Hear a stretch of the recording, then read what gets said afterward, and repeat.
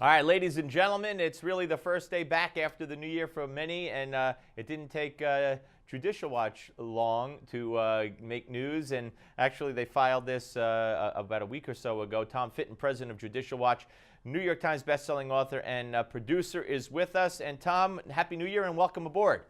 Hey, Happy New Year to you, Steve. Thanks for having me. My pleasure. All right, so you guys filed an amicus brief with the Supreme Court of the United States arguing against subsidies for federal health exchange enrollees, correct? Yeah, it's a pretty straightforward case. The Supreme Court's considering the battle over whether, if you're in a federal exchange, if you can get subsidies to buy Obamacare. The Affordable Care Act, Obamacare, was set up to incentivize the states to develop their own exchanges, and one of those incentives were you join a state exchange, your citizens get a subsidy. But federal exchanges, there is no subsidy. So all those states with federal subsidies shouldn't be getting any. All those states with federal exchanges shouldn't be getting any subsidies under Obamacare. The law that President Obama took an oath to enforce, but he rewrote because it was inconvenient because many states refused to set up these exchanges. So he said, well, we're going to make federal exchanges and give the subsidies anyway, despite the law against it. Yeah, well, you know, his oath to uphold the Constitution pretty much falls flat on several fronts. But this, of course, is a case that is being looked at with great anticipation by very many people, because if the court rules, as you hope they rule, in conjunction with the brief that you filed, then that puts a hole right smack in the middle of Obamacare. 87% of individuals who enroll through healthcare.gov that lose their subsidies that taxpayers are providing, illegally forced to provide thanks to President Obama's abuse of power. So Obamacare really would be gutted in many respects, and I don't see how it could recover. And in many ways, the Supreme Court would be upholding Obamacare by saying that Judicial Watch and others who complain about this are correct, that if you're in a federal exchange, you can't get tax subsidies.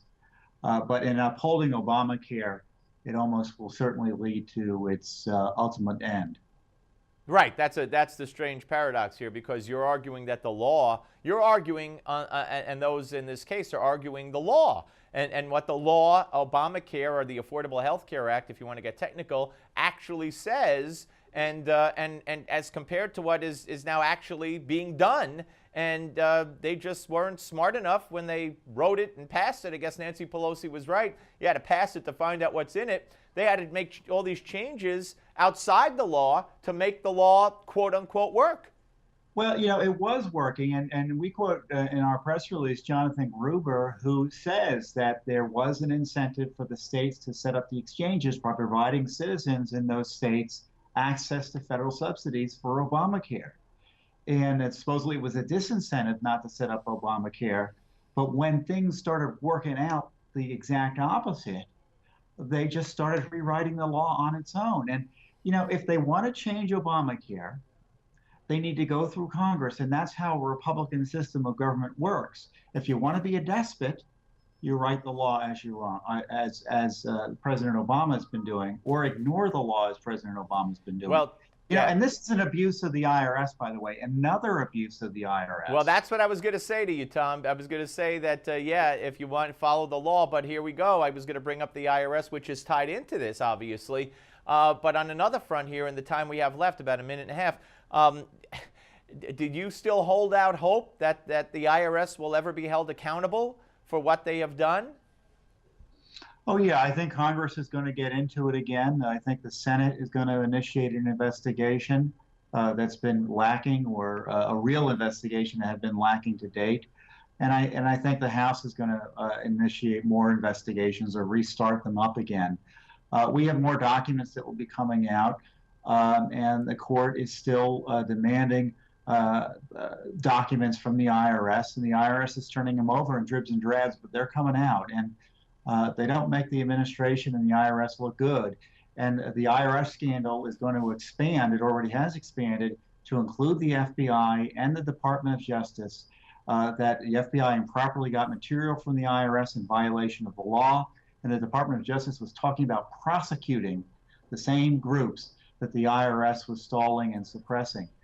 So this is a scandal that is widening and not going away. All right. Tom, we look forward to talking to you and following you because you guys do such great work. I say that every time. And it seems like you're kind of like the people pushing and getting things done and finding getting the rocks unturned. And keep it up. Tom Fitton, president of Judicial Watch, folks. And when we come back, we'll be joined by the co-founder of Keep America Safe, Deborah Burlingame, who's written a scathing piece in the New York Daily News yesterday about that CIA report.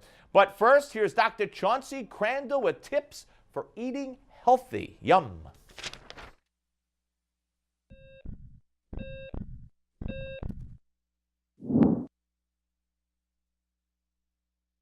Heart disease is the biggest killer disease in America, and this doesn't surprise me. We are addicted to starches, sugars, fatty meats, and salt. People who live in countries with little heart disease eat very differently. One way some people stay heart healthy is by following what is known as the caveman or Stonehenge diet, so named because of its similarity to the way our prehistoric ancestors ate. People who follow this type of diet live off local fruits and root vegetables and get their protein mostly from fish and wild game they shoot themselves. Now, since most of us don't hunt or fish for all our protein, here are some simple tips on how you can start to eat like a caveman, modern day style. First, fill up on fruits and vegetables. Eat them first and you'll be less hungry.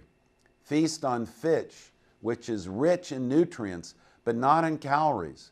Choose fatty fish like mackerel, herring, sardines, and salmon, which are rich in heart-healthy omega-3 fatty acids.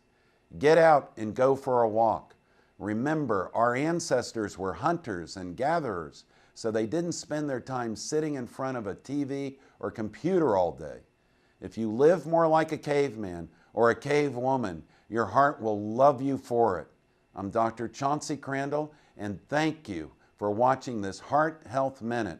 Remember, it's never too late to prevent or reverse heart disease. Right now, I invite you to discover your own risk for heart disease or even a heart attack by taking my quick, free online quiz at www.simplehearttest.com. In Florida, Miami-Dade County becomes the first to allow same-sex marriage. I'm Francesca Page, and this story tops your Newsmax Now update. Same-sex weddings will be legal throughout the state starting tomorrow, but a circuit court judge in Miami says there's no reason to wait. Many couples have already started applying for licenses. And the U.S. markets continue to drop today. Crude oil is at around $50 a barrel. That's a steep drop from $107 a barrel back in June. Al Sharpton shakes down businesses, and in exchange, he doesn't label them as racist, according to an article in the New York Post. Sharpton's National Action Network received big donations from companies to keep quiet. An accused cop killer Eric Freen is in court today in Pennsylvania for a preliminary hearing. He's charged with the first-degree murder and other crimes. Freen may face the death penalty if convicted. That's your latest Newsmax Style update. We're coming your way in 30 minutes.